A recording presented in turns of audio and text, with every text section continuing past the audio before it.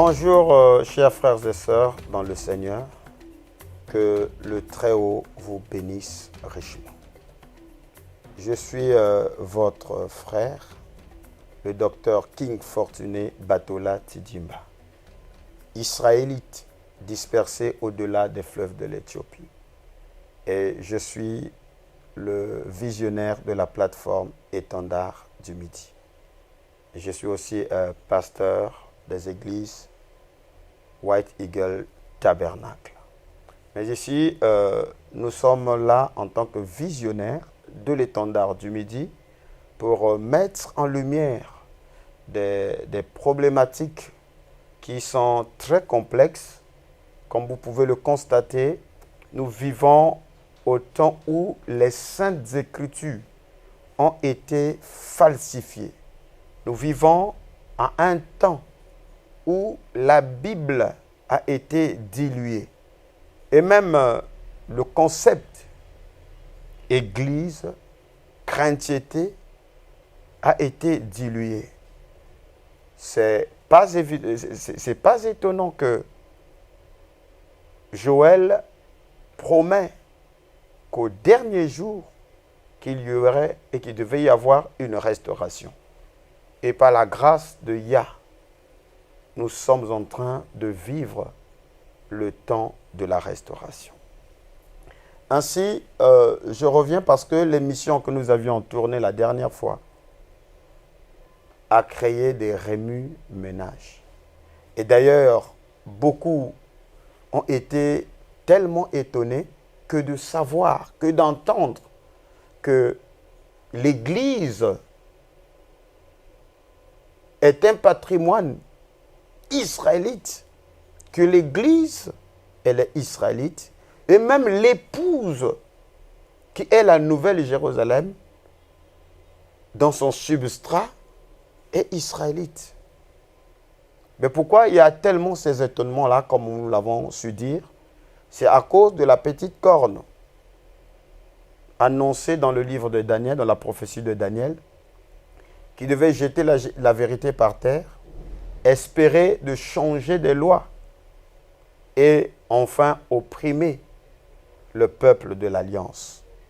Mais ceci n'était que réservé pour un temps. Mais au temps de la fin, les prophéties annonçaient qu'il devait y avoir une restauration et enfin mon peuple ne serait plus jamais dans la confusion. Et ce soir, nous allons démontrer avec écriture à l'appui comme nous l'avons toujours fait, parce que nous sommes le peuple de l'écriture.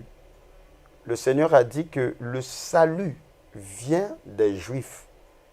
Et nous sommes ces Juifs-là, porteurs du salut au monde aujourd'hui, parce que nous voyons, et vous êtes vous-même au courant, comme vous pouvez le constater, que l'Occident a perdu sa clarté, l'Occident a perdu son leadership, et le leadership a transité pour revenir entre les mains du peuple de l'Alliance que nous sommes. Je vais parler sur un sujet très capital, mais qui est aussi très étonnant et bouleversant. Il s'agit ici des clés du royaume des cieux. Et dans mon développement, je vais vous montrer des deux branches de la crainteté.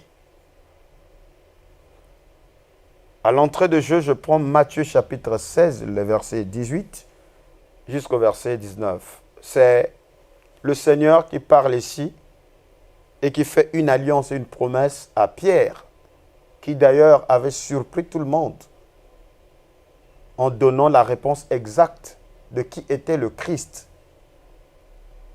Et le Seigneur dit, « Et moi je te dis que tu es Pierre, et que sur cette pierre, je bâtirai mon église. » Dans l'émission précédente, nous avons montré que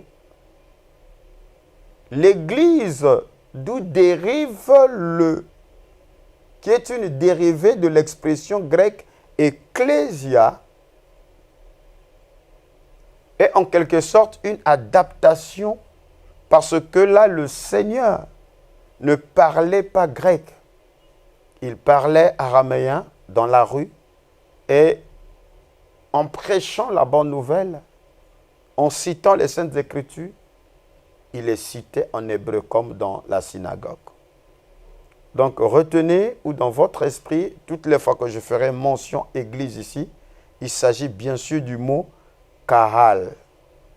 Kahal qui deviendra keila, qui est une variante de kwela en Kikongo.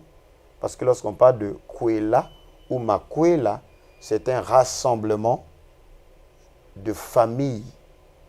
Et c'est cette expression qui ressort ici, du kahal en yiddish, qui est en effet le kwela, makwela, ou le rassemblement familial.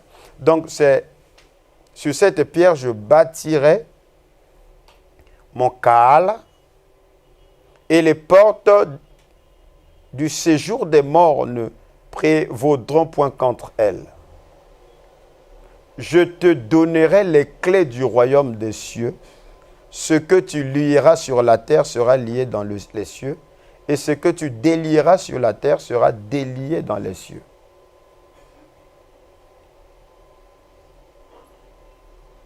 Il nous incombe de donner la vraie définition de ce que c'est l'Église. Et pour ceux-là qui ont suivi l'émission précédente, vous avez compris de quoi il s'agit. Et pour ceux-là qui n'avaient pas suivi, je vais faire en quelque sorte un briefing. Dans le Strong, ce mot hébreu, kahal, keila, ou kwela, porte le code 6951. Parce que pour votre information, chaque lettre, chaque mot hébreu a un code. Et ce code est appelé un strong. Et ce strong vous ramène à la prononciation du paléo-hébreu. Comment cela se prononçait. Et c'est grâce à ces strongs-là, nous pouvons reconstituer et retrouver effectivement les mots originels. Et généralement, ces mots originels s'ajustent avec des dialectes que l'on parle en Afrique centrale. D'où vous verrez le véritable nom de Salomon dans vos Bibles françaises. Il est dit Jedija. Or, comme vous pouvez le savoir que la lettre J, il n'y a pas longtemps que cela a été fabriqué en Occident. Donc, dans l'alphabet hébraïque qui a 22 lettres, la lettre J n'y figure pas. Tout comme dans la langue Congo, la lettre J n'y figure pas. Donc, par conséquent, il ne pouvait pas être appelé le nom de Jedija. Et je vous donne un secret là-dessus, parce que dans Ésaïe 19, le verset 18, quand il s'agit de la restauration de l'Égypte, il y a une promesse qui est un code qui dit « En ce temps-là, 5 villes dans le pays de l'Égypte parleront la langue hébreu et jureront par l'Éternel des armées, et l'une d'elles sera appelée Ira-Eres, ou la ville du soleil. » Donc, nous comprenons par là que la véritable langue des Hébreux, ou le paléo-hébreu, serait gardée dans les pays de Mithraïm, parce que l'Égypte, c'est Mithraïm qui est le code du continent africain. Et nous travaillons là-dessus sur l'empreinte linguistique, parce que vous pouvez déculturer le peuple, vous pouvez voler l'héritage d'un peuple, mais il y a une chose que vous ne pouvez pas voler, c'est sa langue, parce que vous ne pouvez pas changer la langue d'un peuple.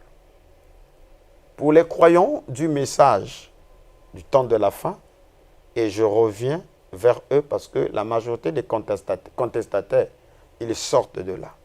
Frère Branham dit dans la série de l'adoption, dans l'épître aux Éphésiens est comparable au livre de Josué. Il dit ceci que Remarquez que les femmes hébreues, quand elles donnaient naissance à leur enfant, elles donnaient les noms suivant les douleurs de l'enfantement. Ça, c'est la citation. Et il dit que Josué a placé les tribus sous inspiration selon les douleurs de l'enfantement.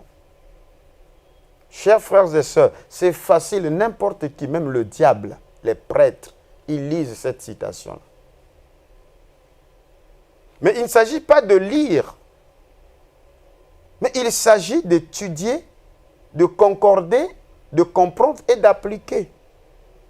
Et ailleurs, il dit, vous ne pouvez pas comprendre les Saintes Écritures ou la Bible avec la pensée occidentale. Et d'ailleurs, c'est un conseil qu'il avait reçu de la part du docteur Lamsa, qui fut un rabbin juif.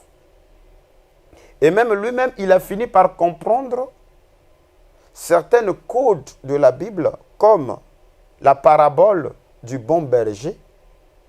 Le berger étant la porte de la bergerie, c'est lorsqu'il fit un voyage en Orient. C'est là où il a compris de quoi la Bible faisait allusion. Comment le berger est aussi la porte. Donc, en prenant cette écriture ou cette citation sur les noms qui sont donnés par rapport aux douleurs de l'enfantement, c'est une tradition bantoue. Et en remontant les héros ou les patriarches, on commence par prendre le patriarche Abraham. Et dans Genèse 18, Abraham est visité par le Très-Haut Elohim. Et pendant ce temps qu'ils étaient dans la tente avec Sarah, Elohim proclame une parole prophétique en déclarant « À la même époque, je reviendrai et Sarah, ta femme, aura un fils. » Mais Sarah, par rapport à son âge avancé, qui d'ailleurs, il y avait déjà assez de temps qui s'était écoulé, il ne pouvait pas s'accoupler avec son époux. Qu'est-ce qui se passe? Sarah a ignoré cela. Sarah a ri. Et l'Éternel dit pourquoi Sarah a ri. Et Sarah a menti que je n'ai pas ri. Une année plus tard, ce fils naquit. Et cet enfant qui naquit, ce qui est normal selon la tradition bantoue, la tradition Congo et autres. Cet enfant-là est censé porter le nom par rapport à la contestation, par rapport au rire, par rapport à l'attitude de doute que Sarah avait affichée. Voilà pourquoi Sarah donne cet enfant-là le nom de rire, que la Bible française ou les Français appellent Isaac. Et vous allez faire cet exercice-là, allez vérifier dans les dictionnaires français, les dictionnaires bibliques. On va vous dire, Isaac veut dire rire parce que Sarah avait ri. Mais est-ce que vous êtes sûr en français, Isaac c'est rire? Parce que Isaac en français ne veut absolument rien dire. Mais en yiddish, c'est-à-dire l'hébreu moderne qui est parlé par les Israéliens, vous verrez bien que Isaac est appelé Yitzhaka ou Yitzhak. Et les Arabes qui ont gardé un peu l'à peu près, ils appellent Isaac Yitzhaka. Et lorsque je révélais cette chose à un frère, le frère m'a dit, mais docteur, ce que tu dis, c'est sérieux parce que mon fils, je l'ai appelé Isaac. Mais ma femme a un côté musulman parce que ses parents, du côté partenaire, sont des musulmans. Mais quand ils arrivent à la maison, ils appellent mon fils Yitzhaka. Et je dis, mais mon fils ne s'appelle pas Yitzhaka, il s'appelle Isaac. Et il dit, non, Isaac, ce n'est pas Isaac, c'est Yitzhaka parce que dans le Coran, c'est Yitzhaka. Or, en paléo-hébreu ou en Kikongo, la langue Kikongo, Yitzhaka, qui est Isaac, veut dire rire, rire, tout c'est haut. C'est-à-dire, c'est de la blague. Voilà pourquoi. Insaka, Nsaka, Nsaka. Zinsaka, on l'a ri. Donc, voyez-vous que pour ceux qui pensent, ou les partisans de l'écoderme, je suis d'accord que Abraham soit blanc. Mais pourquoi a-t-il donné un nom qui a une signification avec les langues bantoues ici? Or, le mot qu'il prononce, le nom qu'il donne, est dans la langue qu'il parlait. Donc, par conclusion, c'est un code Yinsaka qui veut dire rire, selon la citation de William Branham dans l'adoption, que les noms sont donnés par rapport à la réalité de la naissance. Ça nous renvoie directement au peuple qui se trouve en Afrique centrale ou en Afrique subsaharienne. Parce que dans les langues occidentales, le français, l'anglais, Isaac, ça ne veut rien dire. Ça n'a pas de rapport avec les Saintes Écritures. Et de même, Salomon, le roi Salomon, que Samuel donna le nom Jédisia dans vos Bibles. En fait, ce n'est pas Jédisia, parce que J n'existe pas. Il s'agit de Yédia.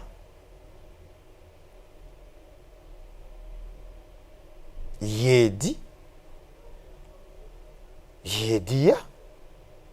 Parce que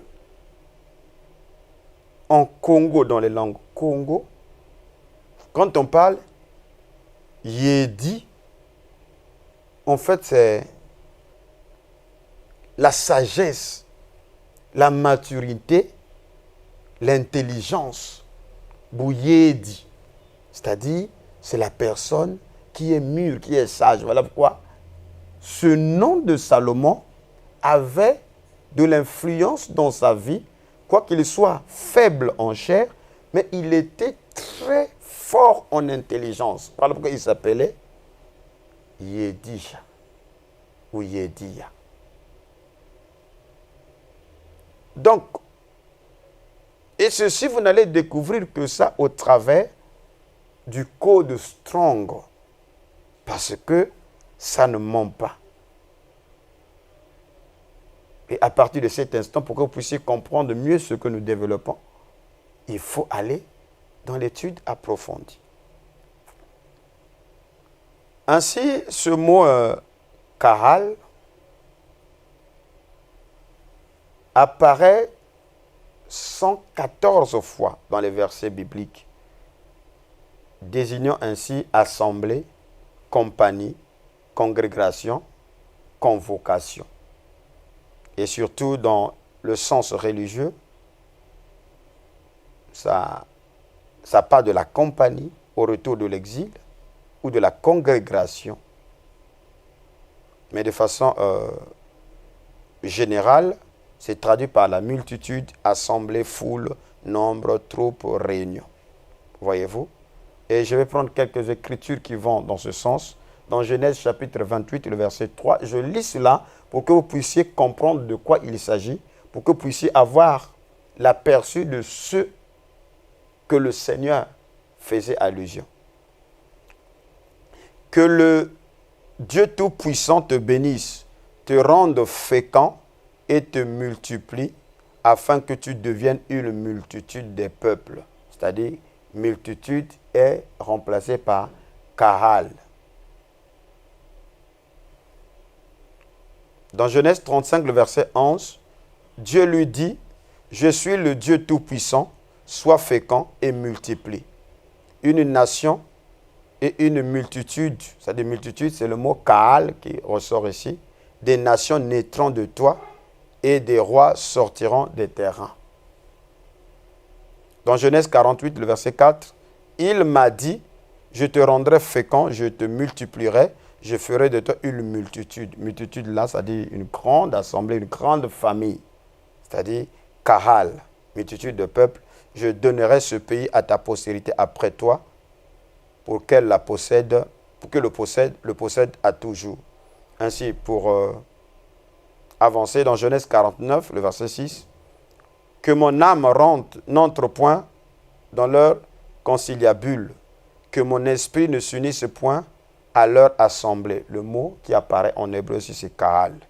Et en fait, dans Exode chapitre 12, le verset 6, la Bible dit, vous le garderez jusqu'au 14e jour de ce mois, et toute l'assemblée, c'est-à-dire kahal, l'assemblée d'Israël, l'immolera entre les deux soirs.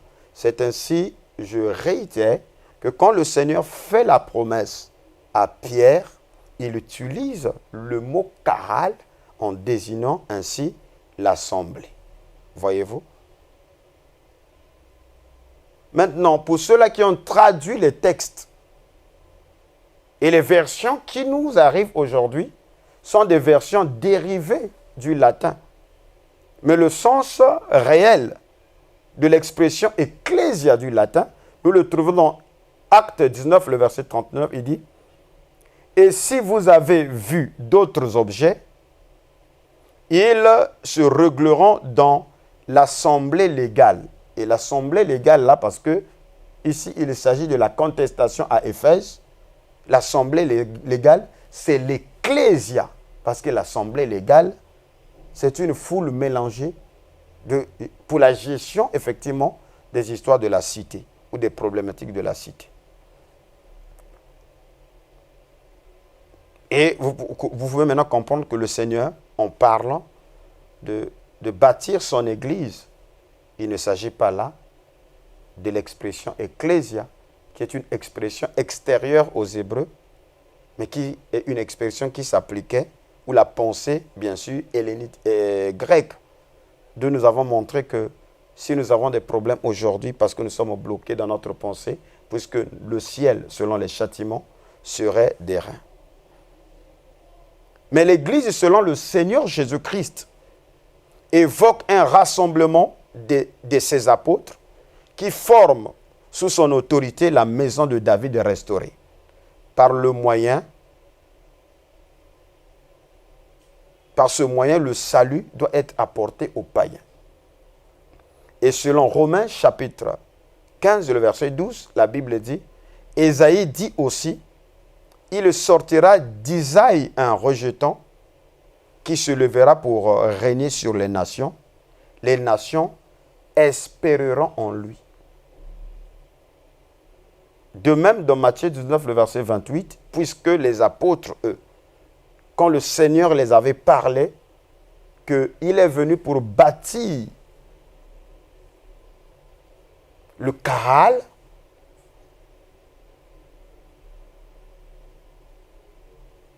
la famille, son assemblée, cette assemblée-là a pour mission le relèvement ou la restauration des tentes de David.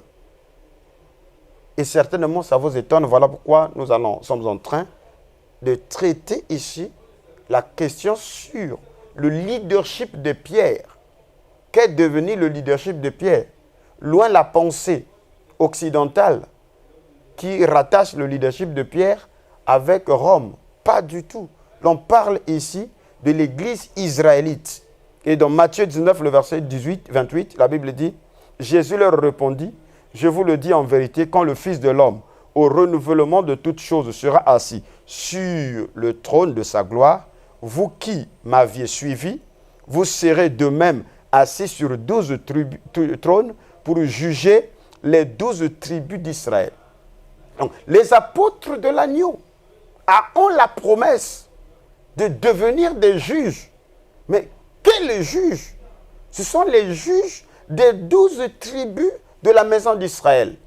Pendant que le Seigneur parle ici, lors de son passage sur terre, il n'y avait pas la reconstitution des 12 tribus de la maison d'Israël. Parce que ceux-là qui étaient revenus pour reconstruire le second temple, ce n'était qu'un reste fidèle qui était venu avec Néhémie, Esdras, Josué et Zorobabel, c'est-à-dire des Judéens qui étaient déportés à Babylone, qui sont revenus après les 70 années de déportation.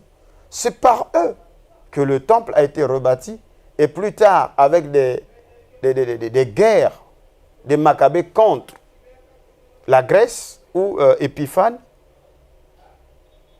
le temple, une fois purifié, et les Édomites ont été vaincus, circoncis par force, et ils ont intégré l'assemblée des Juifs ou l'assemblée d'Israël.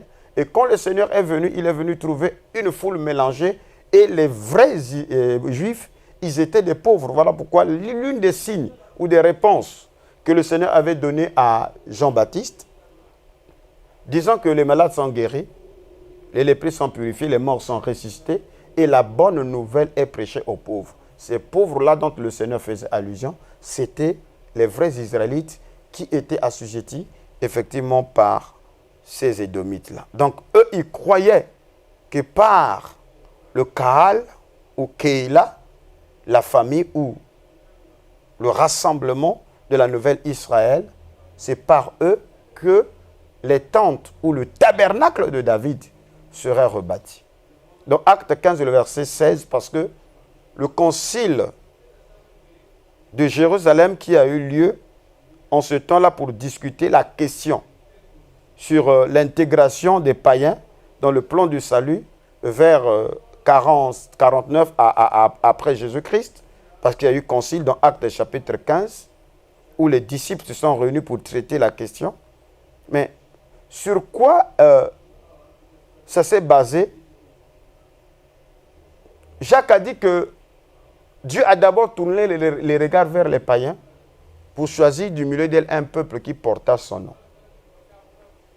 Mais à cela s'accordent aussi les prophéties qui disaient après cela, dans Acte 15, le verset 16, pour ceux-là qui prennent note, après cela, je reviendrai et je relèverai de sa chute la tente de David. J'en reparerai les ruines et je la redresserai. Vous voyez? Et les tentes de David dont il est question ici, bibliquement parlant, il ne s'agit pas d'une reconstruction d'un tabernacle naturel, parce que le Seigneur, lui, il avait déjà détruit cette idée dans la pensée pharisienne et sadducéenne en disant « Détruisez ce temple et en 3 jours, je le rebâtirai. » Et les gens pensaient qu'il parlait de ces masses de pierre, alors il faisait allusion de son propre corps. Voilà pourquoi le Kahala sera en fait l'assemblée du Mashiach ou son corps, que l'on appelle communément aujourd'hui l'Église ou l'Ecclésia. Loin de la pensée sioniste qui pense qu'il faut relever ou rebâtir un temple naturel, alors que dans Jean chapitre, je crois, 4, si je ne me trompe pas, le Seigneur a dit à la femme samaritaine que vous adorez sur les montagnes le mont Garizim, et les Juifs pensent qu'il faut adorer à Jérusalem au temple.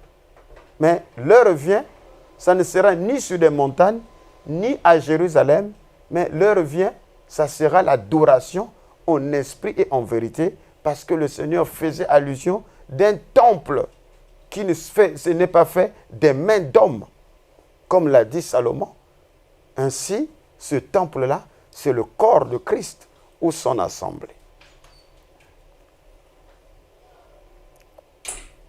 Et plus tard dans Matthieu chapitre 18, le verset 17, quand le Seigneur fait allusion à l'église ou à Kala, il parle en fait de la synagogue, que si quelqu'un vous entamez la procédure de la réparation et s'il ne vous écoute pas, alors parlez cela à l'église. L'église, il s'agit de la communauté réunie dans les synagogues. Et Paul compare l'église locale à un corps dont les membres sont dépendants les uns les autres, selon 1 Corinthiens chapitre 12, le verset 12, et aussi un bâtiment en construction, plus précisément à un temple pour l'Esprit de Dieu, dans 1 Corinthiens chapitre 3, le verset 10.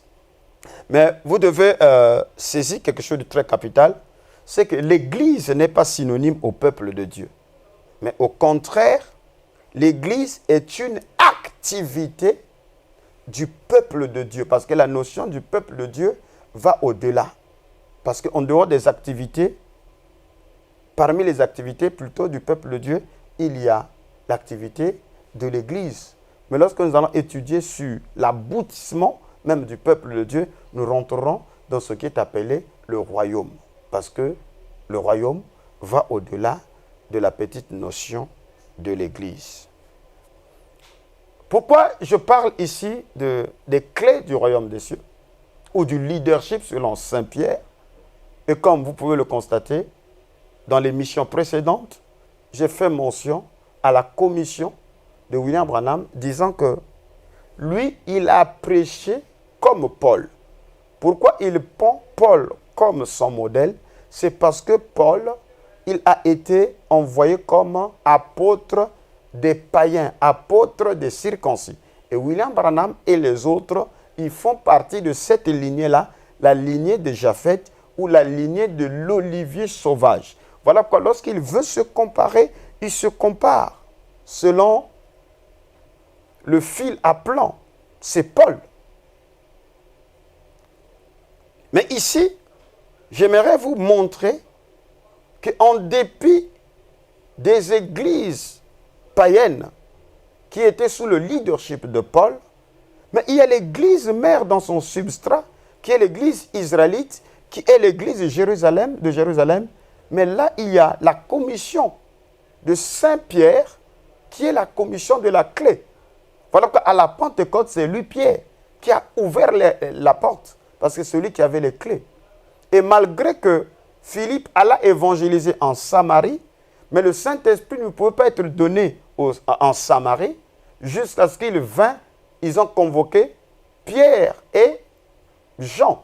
Et quand ils arrivent, malgré qu'ils avaient reçu le baptême d'eau, c'est lorsque Pierre les imposa les mains que le Saint-Esprit est venu. Parce que c'est lui qui avait les clés. Et chez les nations, chez Corneille de Acte 10, l'ange a dit à Corneille, appelle Saint-Pierre, appelle Céphas, et il viendra parler.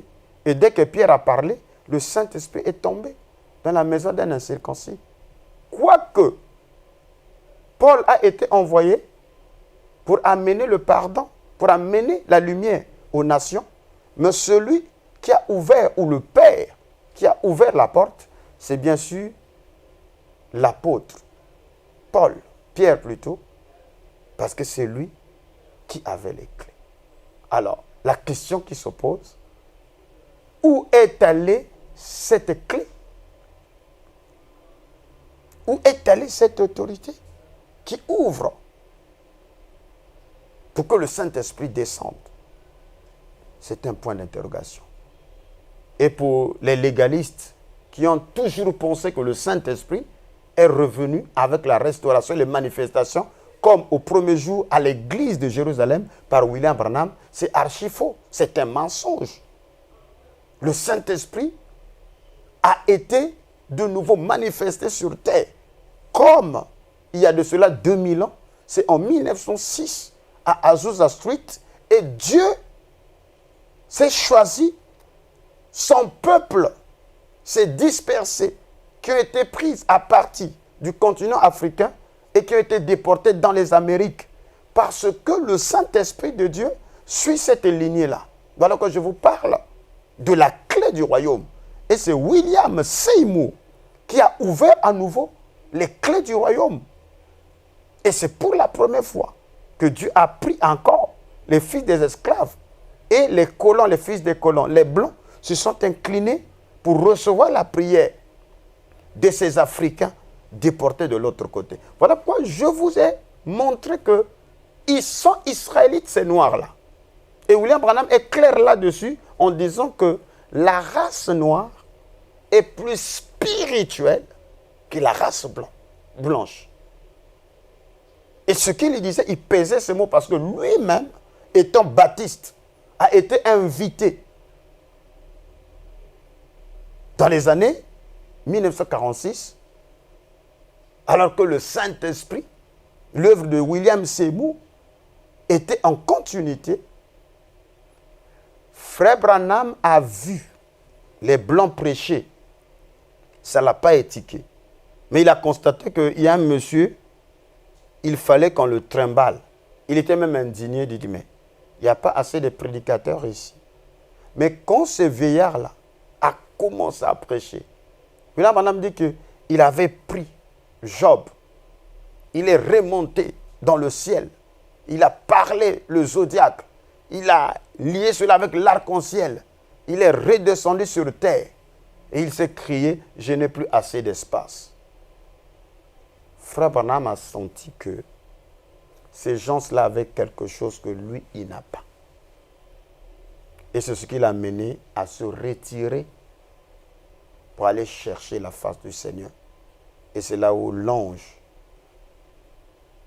au teint basané, comme les Juifs, comme les Espagnols, l'a visité. Donc cette énergie sortait directement de ces Hébreux dispersés dans le pays du soleil couchant, qui est la maison de servitude, c'est-à-dire les Amériques. Voilà comment les clés du royaume ont transité.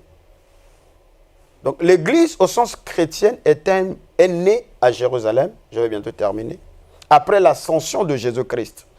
Et elle était majoritairement composée des disciples galiléens de Jésus, avec ceux qui ont favorablement répondu à la prédication des apôtres à Jérusalem.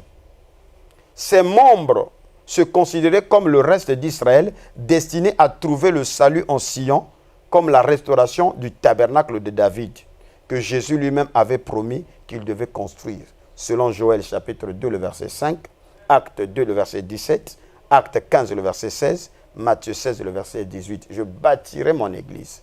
Et cette église-là sera effectivement les tentes ou le tabernacle de David, selon la prophétie ici. Donc, je suis en train ici de vous révéler des choses qui difficilement sont prêchées dans les églises et d'ailleurs, qui ne peuvent pas être prêchées dans les églises parce que toutes les églises sont généralement soumises au protocole occidental. Et ce protocole occidental voudrait que vous puissiez reproduire continuellement Acte chapitre 15, le verset 14, et pour vous arrêter là. Alors que le verset 15 continue, et le verset 16 nous dit que c'est alors que s'accomplira la prophétie qui parle de la restauration des tentes ou du tabernacle de David. Et ce tabernacle de David n'était autre que le Kaal que le Seigneur avait promis, qui est son corps, qui est son assemblée, la nouvelle Jérusalem, qui est constituée du reste de la maison d'Israël, c'est-à-dire d'Israël. Voilà pourquoi je réitère que l'Église et même l'épouse, dans son substrat, est israélite. Est israélite. Parce que la nouvelle Jérusalem est bâtie sur les fondements même d'Israël avec 12 apôtres de l'agneau, qui seront les 12 juges des 12 tribus. Voilà pourquoi dans la nouvelle Jérusalem, vous verrez le nom des 12 patriarches. Mais aussi la nouvelle Jérusalem porte en son sein les 12 pierres, qui est l'alliance sacerdotale que Dieu a conclue avec la maison d'Israël, d'où sur le pectoral d'Aaron, Aaron devait se présenter avec les 12 pierres, représentant ainsi les 12 tribus d'Israël. Donc le mystère n'est pas que Israël soit l'église, ni l'épouse. Mais le mystère, c'est comment dans cette église, ou dans cette nouvelle Jérusalem, dans cette assemblée d'Israël, qu'on voit l'intégration même des païens. C'est ça le mystère, c'est ça le mystère. Voilà que, vu de l'extérieur, ce groupe de croyants baptisés a le caractère d'une secte juive.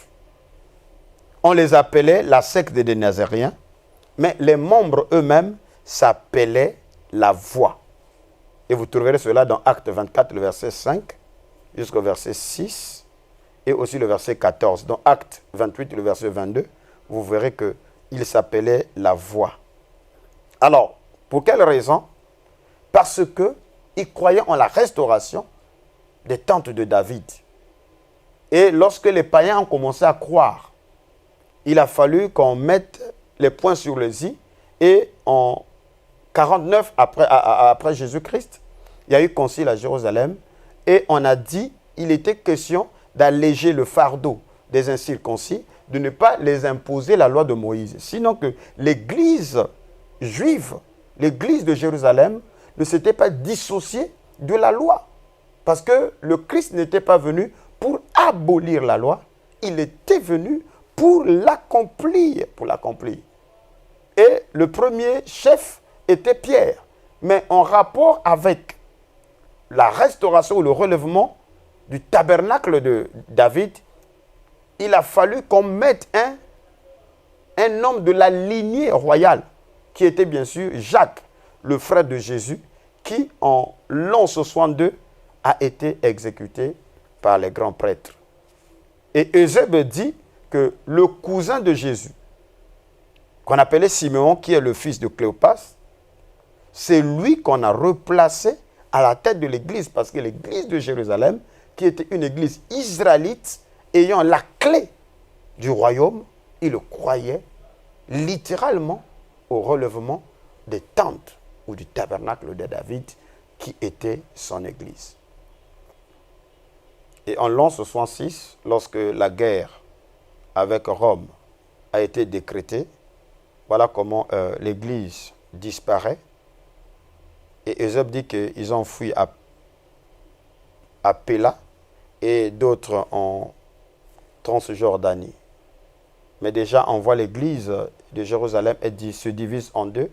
D'une part, il y a la branche nazaréenne qui continue à croire à la loi et aussi qui ont accepté le Seigneur, mais qui avaient la tolérance, puisque la preuve c'est le concile de Jérusalem, dans Acte 15, qui tolérait l'insertion ou l'intégration selon le mystère de Dieu qui était révélé à Paul, l'attitude ou la tolérance des païens qui se convertissaient au Christ, qui acceptaient le Christ. Et de l'autre côté, il y avait une branche qui était très catégorique, qu'on appelle la branche des Ébonites. Eux, c'était la pureté, c'était la pauvreté, ils n'avaient rien à voir avec le mélange. Mais plus tard, lorsque, que ce soit la lignée des Nazaréens, ceux qui s'appelaient la voie, ont disparu, les chrétiens ont fini par traiter les ébénistes comme étant de l'hérésie ou des hérétiques.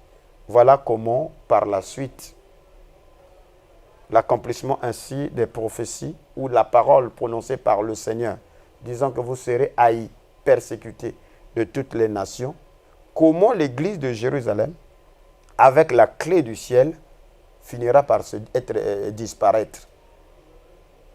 Parce que la majorité,